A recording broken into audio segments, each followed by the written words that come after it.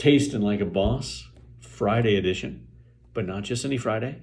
Oh no, this is an October Friday, but not just any October Friday.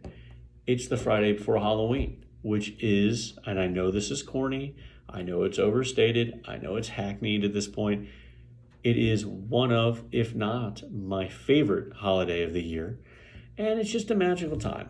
I'm here in Florida, so I don't get a lot of the temperature change or anything like that, but to me, I find it to be the beginning of the magic time of the season. Maybe that's what it is for me. I don't know. But because of that and being full of that good feeling, I decided I wanted to wrap myself up in things that I love.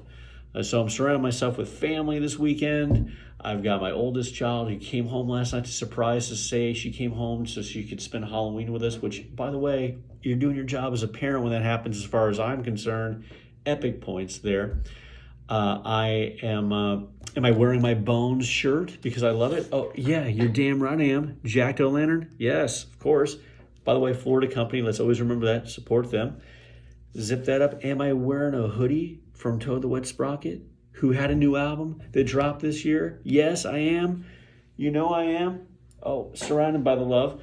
Am I sitting under a picture of the Angel Oak from Charleston, South Carolina, that happened to have been taken by Stephen Vaughn, who's a Central Florida photographer? Yes, I am. One of my favorite photographs, one of my favorite places, and as far as I'm concerned, the best picture ever taken of this live oak, which I think may be the largest live oak in the United States. Crazy, look it up, it's awesome.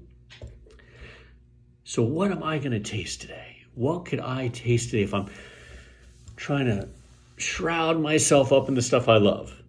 On a day like this, I feel like I'm kind of stoked. Pun, dad joke. STOK cold brew coffee, unsweet black, bold and smooth.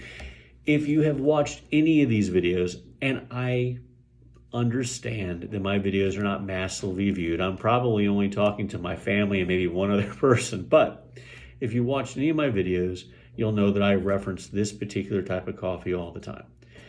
It is my favorite bought at store cold brew coffee. In fact, I wish sometimes that I could cold brew coffee that tastes this good.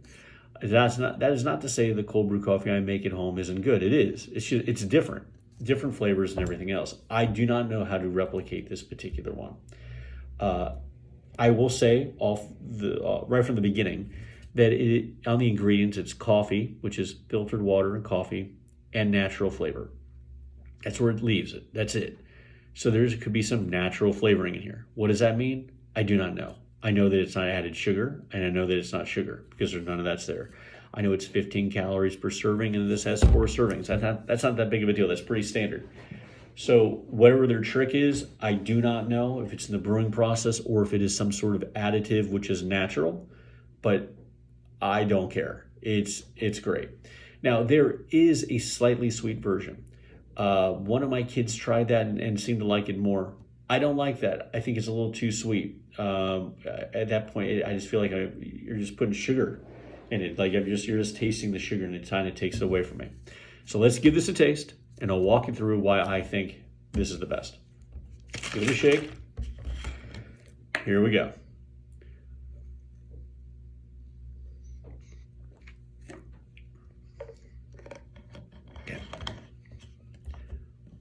Why STOK is so good, and as far as I'm concerned, superior to the other coffees, is that you will not sense an over earthy tone in the coffee. It doesn't taste dirty.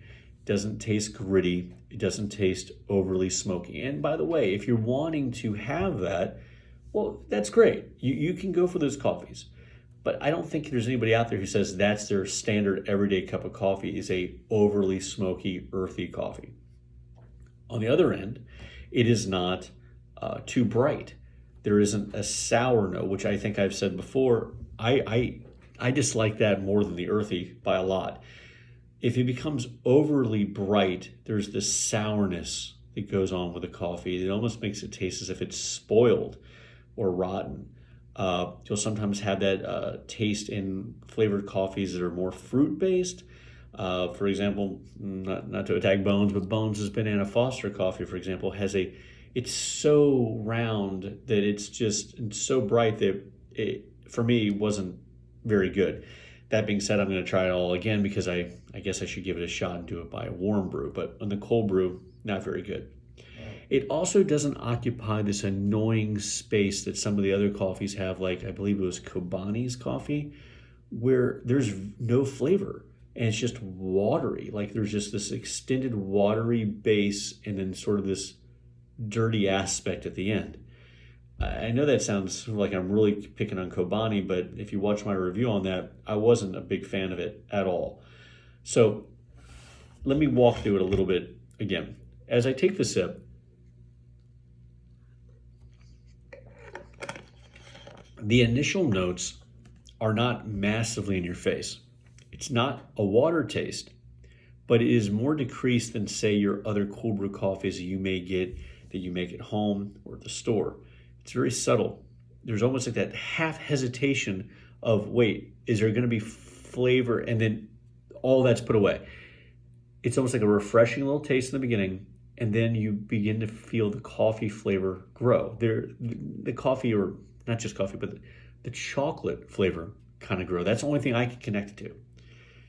It's these hints of chocolate that just grow, warm the tongue, and then stop. There's nothing at the other end. There's not this grittiness. There's not this aftertaste that's there. And I know that sometimes people, they like that aftertaste. They want that grittiness. That's great.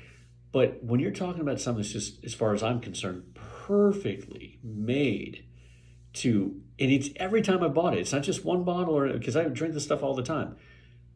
This is, to me, the coffee I want to be drinking if I'm not drinking my own cold brew coffee. This is what I want to have.